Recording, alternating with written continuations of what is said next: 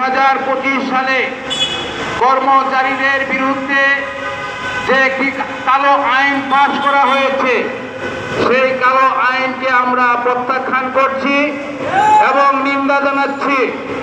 যদি এই বাংলাদেশ স্বাধীন বাংলাদেশ হয়ে থাকে, এই বাংলাদেশে যদি আমরা বলি গণতান্ত্রিক বাংলাদেশ, তাহলে গণতান্ত্রিক বাংলাদেশে এই কালো আইন কোনোভাবেই যুক্তিগত এবং আইনসম্মত নয়।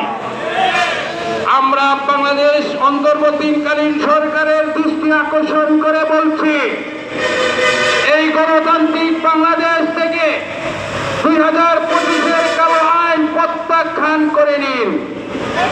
দ্বিতীয়, আমাদের যে বিষয় মহার্ঘ ভাতা এবং নবম পে স্কেলের দাবি, 2015 সাল থেকে আমরা সেই দাবি জানিয়ে আসছি।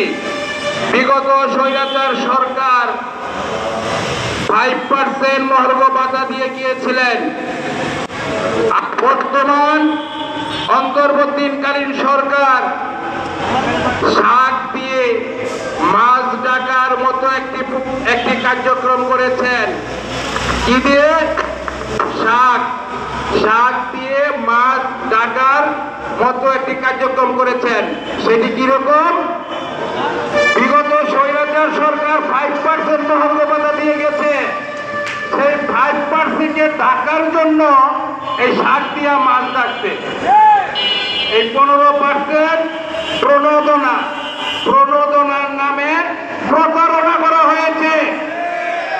যেখানে ছিল গত 5%-এর নিম্নে 1000 টাকা, আর সেখানে 15%-এর নিম্নে আসে 1000 টাকা।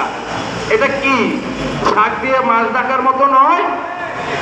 তাই আমরা এই বর্তমান অন্তর্বর্তীকালীন সরকারের কাছে এবং সরকারের মন্ত্রণালয়ে যারা আছেন, সচিবালয় মহোদয়গণ, সচিব মহোদয়গণ এবং সচিবালয়ের কর্মকর্তা কর্মচারী, তাদেরকে আমি বিনীতভাবে অনুরোধ করব, আপনারা আমাদেরকে আহ্বান করেন, আপনারা আমাদেরকে ডাকেন, কিভাবে আমাদের দাবি আদায় করতে হয়। আমরা সারা বাংলাদেশের সকল কর্মকর্তা কর্মচারী ঐক্যবদ্ধ হয়ে আমরা আন্দোলন করে আমাদের দাবি আদায় করব।